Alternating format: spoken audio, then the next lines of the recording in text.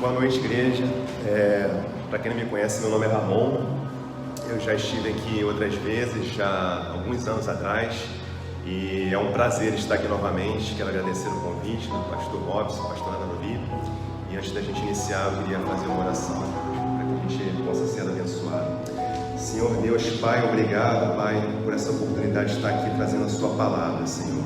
Que o Senhor possa estar falando aos nossos corações, que o Senhor possa estar trazendo alimento, Senhor, para as nossas mentes, que nós possamos receber essa palavra hoje e aprender com ela, Pai. Que o Senhor possa estar me usando através do Espírito Santo, Pai, para falar aos nossos corações. É o que eu te peço, Deus, em nome de Jesus. Amém.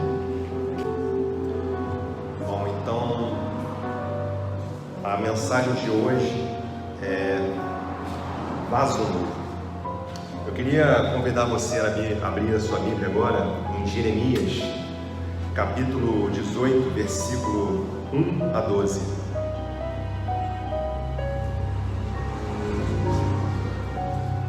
Jeremias, capítulo 18, versículo 1 a 12.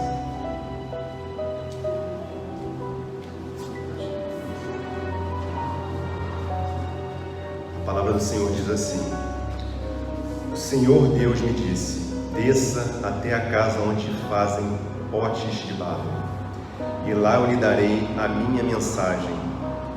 Então eu fui e encontrei o oleiro trabalhando com barro sobre a roda de madeira. Quando o pote que o oleiro estava fazendo não ficava bom, ele pegava o barro e fazia outro, conforme queria. Aí o Senhor me disse: será que eu não posso fazer com o povo de Israel o mesmo que o oleiro faz com o barro? Vocês estão nas minhas mãos, assim como o barro está nas mãos do oleiro. Sou eu, o Senhor, que está falando. Em qualquer momento, posso dizer que vou arrancar, derrubar ou destruir qualquer nação ou reino. Mas se essa nação ou esse reino abandonar a sua maldade, então eu mudarei de ideia a respeito daquilo que tinha prometido fazer. Mas eu também posso dizer que vou fundar ou construir qualquer nação ou reino. Mas se essa nação fizer o que é mal e não me obedecer, então eu mudarei de ideia a respeito daquilo que tinha prometido fazer. Portanto, Jeremias, diga ao povo de Judá e aos moradores de Jerusalém que eu estou fazendo planos contra eles e me preparando para castigá-los. Diga que deixem de fazer o que é mal e que melhorem a sua maneira de viver e de agir. Eles vão responder: não adianta, nós vamos seguir os nossos planos. Todos nós vamos agir de acordo com a teimosia e a maldade do nosso coração. A primeira lição que a gente aprende com essa parábola hoje é que nós somos barro na mão do oleiro. Talvez você acredite em Deus, talvez você não acredite, talvez pessoas possam aceitar o fato de que Deus existe ou não aceitar, tanto faz. A verdade é que Deus, como Senhor e Criador da terra, como seu Criador, tem todo o direito, tem toda a autoridade para moldar, para tratar e agir na sua vida conforme o querer dele, porque Ele é dono da nossa existência. Nós não somos nada sem Ele e nem sequer podemos existir sem Ele. Um exemplo disso é essa situação que nós estamos vivendo. Nós estamos passando por um tempo de pandemia e nós vimos pessoas contraindo o Covid, pessoas do grupo de risco contraindo o Covid e vindo se recuperar da doença, assim como vimos pessoas saudáveis que contraíram a doença e vieram a óbito. Então nós não temos qualquer controle sobre as nossas vidas. Essa pandemia está dando uma grande lição sobre isso. Eu queria que você abrisse a sua Bíblia em Romanos 9, 20 e 21. O apóstolo Paulo nos faz refletir sobre essa situação. Em Romanos 9, 20 e 21, ele diz assim: mas quem é você, meu amigo, para discutir com Deus? Será que um pote de barro pode perguntar a quem o fez: por que você me fez assim? Pois o homem que faz o pote tem o direito de usar o barro como quer. Do mesmo barro ele pode fazer 2 potes, um pote para uso especial e outro para uso comum. Esse versículo fica explícito que somos apenas barro na mão do oleiro. Mas a pergunta é, por que o Senhor usou essa ilustração para o povo de Judá? A razão por trás disso é que o povo de Israel, naquela ocasião, se prendeu a uma promessa que Deus fez a Abraão. Deus prometeu que abençoaria aquele povo. E o povo de Israel interpretou de uma maneira errada aquela promessa. Eles entenderam que, não, Deus prometeu que vai nos abençoar. Não importa o que fizermos. É a promessa de Deus, independente de como nós possamos vir a agir, independente de como seja a nossa conduta, Deus tem que abençoar, e ponto final. Mas o que eles não entenderam é que as promessas de Deus estão condicionadas a um acordo mútuo entre Deus e nós. O povo de Israel não teve essa percepção. E aos olhos deles, eles estavam montando uma sociedade que tinha valores que eles acreditavam ser até melhores do que os valores que Deus tinha separado, tinha criado para eles. Eles estavam se achando superiores. E o fato é que, diante daquela situação, eles não se davam conta, mas até quem não era cristão, até quem não cria em Deus, começou a reparar, a observar a conduta daquele povo. E os próprios pagãos passavam, viam a sociedade dos judeus e diziam: que coisa horrível o comportamento desse povo. E eles balançavam sua cabeça em sinal de negação, em sinal de protesto, em sinal de completo espanto em relação à conduta daquele povo. E o povo de Judá, eles agiam daquela forma e não se davam conta que, aos olhos do oleiro, aos olhos do Criador, eles estavam vivendo um completo comportamento que estava levando eles à desgraça. Isso fica claro em Jeremias 18, versículo 13 e 16. Diz assim, versículo 13: portanto eu, o Senhor, digo, perguntem a todas as nações se por acaso já houve alguma coisa igual. O povo de Israel fez uma coisa horrível. Eles fizeram desta terra uma coisa horrorosa, que está desprezada para sempre. Todos os que passarem ficarão espantados e balançarão a cabeça. Toda vez que você ou eu não admitirmos a nossa completa dependência de Deus e começarmos a querer agir por si só, tomar as nossas próprias decisões, acharmos que nós somos capazes de tomar decisões para as nossas vidas, nós estamos indo para um caminho de fracasso, um caminho de desgraça. Por mais que não saibamos, em algum momento a gente vai perceber isso. Eu não sei se você já teve a experiência de repente conhecer uma pessoa que era cheia de autoridade, uma pessoa que era cheia de ideias, cheia de teorias mirabolantes, e ela achava que estava arrasando, que estava fazendo tudo certo, que estava vivendo uma vida incrível. E de repente você começa a olhar para a vida daquela pessoa, começa a analisar os frutos e começa a ver que a vida daquela pessoa está toda errada, está tudo errado, aquela vida está arrebentada, está destruída. E a única pessoa que não percebe isso é a própria pessoa. Nós somos barro na mão do oleiro. Era isso que a Bíblia estava falando ali nessa parábola de Jeremias, capítulo 18. Estava alertando ao povo de Judá o comportamento que eles estavam tendo para com Deus. A segunda lição que a gente aprende nessa parábola é que o oleiro tem critérios próprios de qualidade, já revelados na sua palavra. A parábola deixa claro que as promessas de Deus estão condicionadas a valores que Ele já estabeleceu na Bíblia.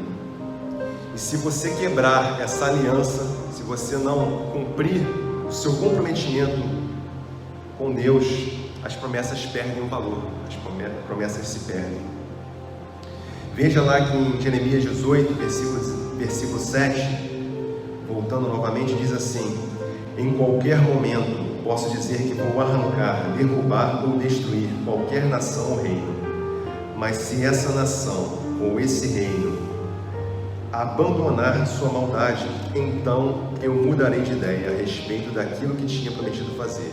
Porém, da mesma forma, Deus diz também: mas eu também posso dizer que vou fundar ou construir qualquer nação ou reino, mas se essa nação fizer o que é mal e não me obedecer, então eu mudarei de ideia a respeito daquilo que tinha prometido fazer.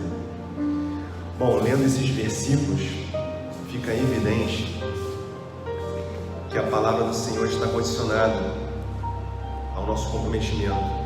E o resultado disso é que Deus vai nos abençoar ou nos quebrantar, de acordo com a maneira que você vai agir.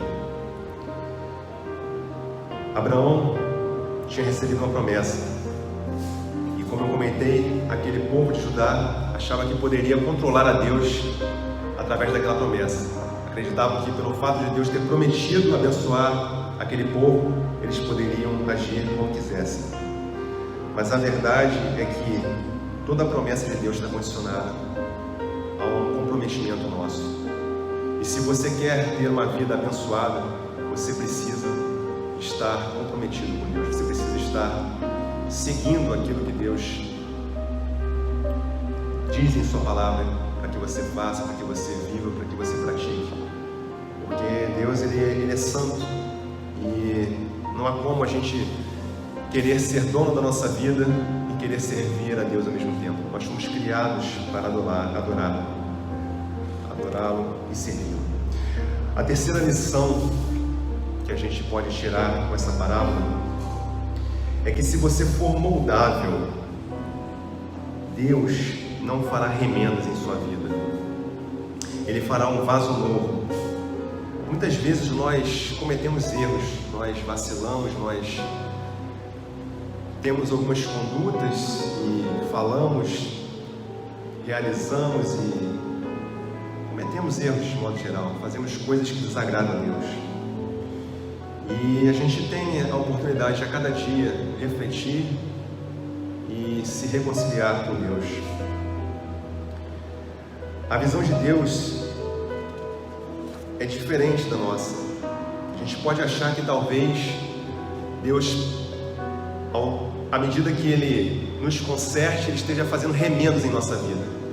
Mas essa parábola mostra que Deus tem um plano muito maior. Ele não quer fazer remendos na sua vida. Ele quer fazer de você um vaso novo. E aí tem duas formas de você ser trabalhado. Como disse aqui o título do terceiro ponto, o ideal é que você seja maleável, para que você possa ser moldado por Deus. Mas se você tiver um coração duro, se você for um barro duro, Deus vai te quebrar para poder moldar a sua vida. E isso não significa que nós vamos esquecer o nosso passado. Isso não significa que nós vamos passar por uma lavagem cerebral, ou que tudo aquilo que a gente cometeu de erro vai ficar para trás e nós vamos esquecer. Não, isso ainda vai fazer parte da nossa essência. Isso não vai ser esquecido de um dia para o outro. Mas o mais importante é que essa essência, mesmo com todos os seus pecados, todos os erros que você cometeu, Deus tem um plano maior e Ele quer fazer de você um vaso novo. Então, a partir do momento que você for maleável, que você for um barro que está disposto a ser trabalhado nas mãos de Deus, Ele vai amassar, Ele vai pegar essa essência e vai fazer um vaso novo. Não um vaso como aquele que havia antes. Porque se fosse igual, não haveria sentido, não haveria mudança. Ele vai fazer um vaso novo, e dessa vez, esse vaso vai ter a beleza da transformação que Deus fez na sua vida. Entende? O Espírito Santo, ele tem esse poder de tocar nos nossos corações, e se aceitarmos o caminho que Deus está nos dando, aquele passado não vai definir o nosso futuro, porque Deus vai intervir no nosso presente e e fazer coisas novas em nossas vidas. Se você for barro na mão do oleiro, um barro que é maleável e se arrepende, Deus vai fazer coisas novas na sua vida. Albert Einstein foi um grande cientista, um dos homens considerado um dos homens mais inteligentes do mundo, o homem que criou a teoria da relatividade. E ele viajou o mundo inteiro falando sobre a sua teoria. E muitas vezes ele viajava com sua esposa. E numa dessas viagens que ele realizou, uma repórter perguntou para a esposa dele: a senhora conhece a teoria da relatividade, a complexa teoria da relatividade a qual o seu marido é tão famoso no mundo? E ela respondeu: não, eu não conheço, eu não compreendo. Ela conhecia, mas ela não compreendia. Ela disse: eu não compreendo a complexa teoria da relatividade a qual meu marido é tão conhecido no mundo, mas eu conheço o meu marido. Talvez você não compreenda o que Deus está fazendo na sua vida hoje, mas tenha certeza que você pode conhecer a Deus. Deus, Ele te ama. Deus é seu Pai. Deus tem um plano para a sua vida, tem um propósito maior para a sua vida. Deus tem prazer em nos moldar, e é por isso que muitas vezes Ele precisa nos quebrantar, porque quando Ele encontra barro duro, Ele não vê outra maneira a não ser quebrar, para que possa ser maleável novamente, ser amassado e se tornar um vaso novo. O maior exemplo disso é a vida de Paulo. Todos conhecem a história do apóstolo Paulo. Ele, antes de se tornar um seguidor de Jesus, ele era um perseguidor de cristãos. Ele vivia todos os dias perseguindo cristãos para levá-los à morte. Até que um dia Paulo estava a caminho de Damasco e ele tem um encontro com Jesus. E naquele momento Jesus faz aquele homem ficar cego. Aquele homem que era tão cheio de si, que se achava tão poderoso, que tinha autoridade, que tinha poder, de repente não podia nem voltar para casa sem alguém guiá-lo. Ele perde a sua visão e vê o quanto ele era limitado. E naquele momento, Jesus falou com ele. Você pode, se quiser, abrir sua Bíblia em Atos 26, 14. Eu vou ler aqui na versão NVI, mas o versículo está em Atos 26, 14. Diz assim: todos caímos por terra. Então ouvi uma voz que me dizia em aramaico: Saulo, Saulo, por que você está me perseguindo? Resistir ao aguilhão só lhe trará dor. Para quem não sabe o que é aguilhão era um bastão que eles usavam com uma ponta de ferro, tipo uma agulha na ponta do bastão, que eles usavam para espetar a boiada, para conduzir quando o boi não obedecia. E aqui, quando Jesus fala com Paulo, é como se o Senhor estivesse dizendo para Saulo, né? Saulo, porque antes dele se converter, Jesus falou com ele: quanto mais você luta, Saulo, mais você se machuca. Não resista, não lute.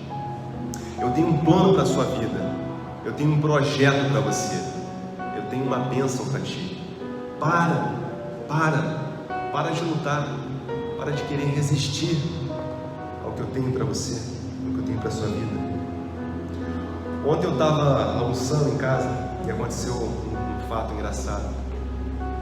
Eu estava comendo e de repente meu pai, ele tem o costume de fazer limonada no almoço, e de repente eu escuto ele dizer: não. Eu falei: o que foi, pai? O que você está falando aí?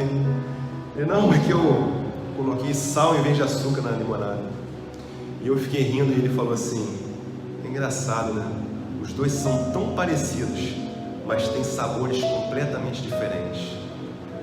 Eu não sei qual sabor você tem dado à sua vida hoje, mas eu queria te dizer que só tem duas maneiras, só há dois caminhos para a sua vida. Ou você vai ser guiado pelos seus pensamentos, pelas suas decisões, ou você vai ser guiado por Deus. Só há esses dois caminhos.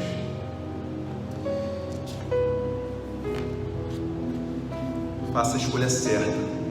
Não há nada melhor do que viver uma vida guiada por Deus. Tenha certeza que Ele tem o melhor para você. Ele sempre tem o melhor. Ele sempre vai conduzi-lo a grandes coisas na sua vida. Não que você não vá passar por tribulações, não que você não vai ter dificuldades, mas você vai ter alguém com quem contar nos momentos mais difíceis. Alguém que vai consolar o seu coração quando você estiver triste. Alguém que vai te dar força para passar pelos momentos difíceis e vai te dar coragem para chegar na vitória, para chegar no momento em que você vai receber o plano maior que Ele tem para a sua vida. E a quarta e última lição que a gente aprende com essa parábola de Jeremias é que atalhos são ilusões. Mesmo se nós formos duros, tivermos um coração duro, isso não vai fazer com que a gente saia da presença de Deus, não vai fazer com que a gente, melhor dizendo, deixe de ser barro na mão do oleiro. Há pessoas que acreditam que se afastar de Deus, sair completamente da presença dEle, acreditar que podem viver de maneira paralela, independente de um Deus soberano que existe, pode fazer com que eles possam se esconder da presença de Deus. E a gente sabe que isso é impossível, né? A gente conhece a história de Jonas, né? O profeta Jonas. Vou falar um pouquinho sobre ela daqui a pouco. Em Salmo 139 diz assim: se eu subir aos céus, lá o Senhor está. Se eu descer até as profundezas da terra, lá também o Senhor está. Não há como fugir da presença de Deus. Essa era a mensagem que Deus estava mostrando ao povo de Israel, que se eles não se convertessem, não somente as bênçãos seriam retidas e suspensas, mas no caso concreto daquela nação, Deus usaria os babilônios para fazer aquele povo chorar e sofrer, até que eles pudessem entender que precisavam voltar para os caminhos do Senhor. Toda vez que nós tentamos tomar um atalho para alcançar algo que não é propósito de Deus, descobrimos que, na verdade, esses atalhos são ilusões que nos levam à rebeldia contra o Criador e Senhor das nossas vidas. E quando a gente vive essa situação, o Senhor chega um momento que Ele permite. É a famosa vantagem permissiva de Deus. Se você ficar insistindo em fazer algo que não é vontade de Deus, Ele vai permitir. Mas tenha certeza que o resultado não vai ser o que Deus espera, nem o que Ele tinha guardado, separado para você. Vai ser um resultado completamente diferente. Porque assim como o sal e o açúcar são completamente diferentes, essas duas escolhas também vão te levar a dois caminhos completamente distintos. Um bom exemplo disso é a vida de Jonas. Ele imaginou que ele poderia fugir da presença de Deus, assim como muita gente acha que pode viver de modo independente, sem ser barro nas mãos de Deus. E aí ele recebe uma ordem para ser missionário entre os ninivitas, lá na cidade de Nínive. E ele odiava os ninivitas, porque aquele povo estava em guerra com o povo de Israel, e eles eram tremendamente violentos. E quando Deus dá aquela ordem para ele, ele entra em contradição. Ele começa a questionar a Deus. Ele fala: não, Senhor, eu não vou pregar para aquele povo. Eu não vou porque eu conheço como Deus é misericordioso, eu conheço como que Deus é. Se eu for pregar para aquele povo, está arriscado aquele povo se converter, se arrepender dos seus maus caminhos e Deus ainda abençoá-los. Então ele decide fugir da presença de Deus. Ele decide então tomar um navio e ir para o fim do mundo. E o fim do mundo naquela época para eles era ali no final da Europa, ali a área da Espanha. E ele pega um navio então lá no Oriente Médio e vai em direção da Espanha. E no pensamento dele, ele imaginou assim: bom, chegando lá, ninguém me conhece, ninguém sabe que eu sou profeta, ninguém sabe que eu sou servo de Deus, eu vou viver sossegado, tranquilo, escondido da presença de Deus. Imaginou que isso pudesse acontecer, porque de fato naquela época não existia internet, não existia TV, então Provavelmente, talvez, ninguém o conhecesse, mas ele esqueceu-se, ele não podia fugir da presença de Deus. A gente pode se esconder de algumas pessoas, mas de Deus não há como se esconder. E durante aquela viagem, coisas estranhas começam a acontecer. Começa, de repente, uma tempestade terrível naquele local, no meio daquele oceano, e aquele mar fica revolto, ao ponto daqueles marinheiros começarem a se questionar. Eles começam a falar uns com os outros, e eles dizem: nós somos experientes, marinheiros com muitos anos de mar, e a gente nunca viu um mar revolto, uma tempestade tão forte como essa. Tem alguma coisa errada, não é possível, alguma coisa está errada. Porque aquela tempestade não passava, não acabava, aquele momento não passava. E então eles decidem tirar na sorte. Eles pegam os palitinhos e dizem o seguinte: alguma coisa está errada. Vamos tirar os palitinhos aqui, e quem tirar o menor palitinho vai ser jogado ao mar, para ver se essa tempestade passa. E adivinhem quem tirou o menor pedaço, o menor palitinho? Foi Jonas, né? Era ele.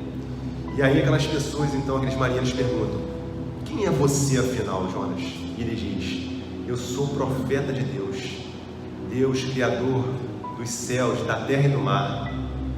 E aqueles homens colocam a mão então nas suas cabeças e falam: você é profeta de Deus, criador dos céus, da terra e do mar, e vem se esconder no nosso navio. É por isso que essa tempestade não passa, é por isso que a gente está passando por essa tormenta aqui.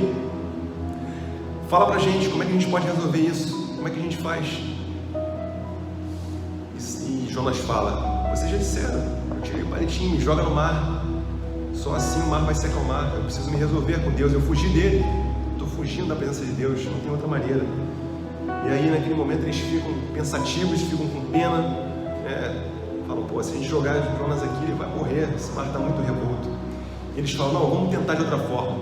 Então eles pegam os remos e começam a remar com toda a força, tentando sair daquela tempestade. Remavam e não saíam do lugar. E fazendo uma analogia com essa situação de não sair do lugar naquela tempestade, a gente começa a entender porque tantas pessoas passam suas vidas tentando ser felizes e não conseguem. Porque elas não compreendem que a única forma da gente se encontrar, da gente ser de fato realmente feliz e estar bem consigo mesmo, é, acima de tudo, primeiramente, se resolver com Deus, estar bem com Deus. E naquele momento aqueles homens decidem então jogar Jonas no mar, e um peixe enorme engole Jonas, e ele, com aquele coração duro dele, leva 3 dias dentro daquele peixe até se arrepender e orar ao Senhor. E Deus então dá ordem àquele peixe para vomitar Jonas próximo da areia. E Jonas então sai do mar, vai em direção a Nínive para cumprir o seu propósito, o propósito ao qual Deus havia ordenado. E através de Jonas, uma multidão, muitas pessoas se convertem com testemunho, com a pregação daquele homem. Deus usou grandemente Jonas a partir do momento que ele se propôs, que ele resolveu obedecer e fazer a vontade de Deus. Muitas vezes a gente decide fazer a nossa própria vontade porque a gente está esperando por algo e a gente não tem paciência.